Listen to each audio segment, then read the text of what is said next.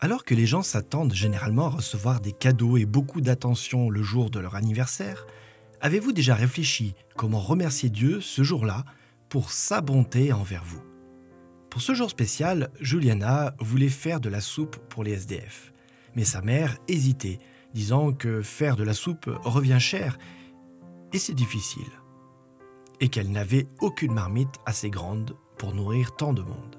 C'est pourquoi, après avoir prié à ce sujet, Juliana décida de demander à ses voisines si elles pouvaient leur emprunter de grandes marmites à soupe.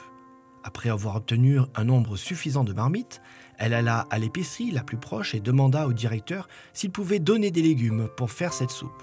Le directeur lui donna tout un sac de légumes et d'autres magasins lui donnèrent aussi des ingrédients nécessaires pour faire cette soupe. Juliana rayonnait de joie en montrant à sa mère ses sacs de nourriture et ses marmites. Le lendemain, elle invita quelques dames de l'église à préparer ensemble une grande quantité de soupe.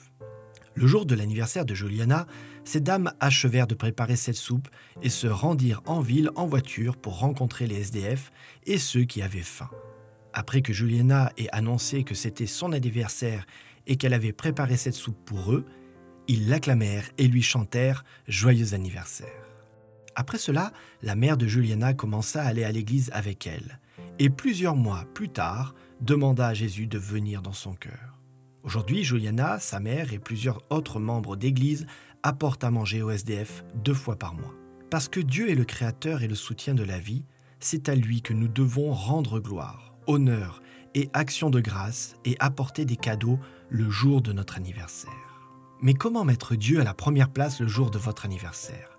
Vous pouvez profiter de cette occasion pour renouveler votre vœu de le rechercher chaque jour de l'année qui commence en priant, en étudiant la Bible et la leçon de l'école du sabbat.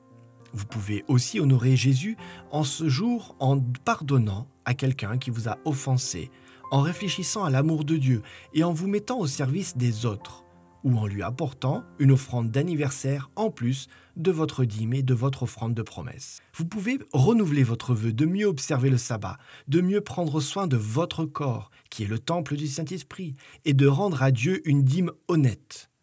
Le jour de notre anniversaire, ou n'importe quel autre jour de l'année, puissions-nous toujours mettre nos désirs à la dernière place et Dieu à la première.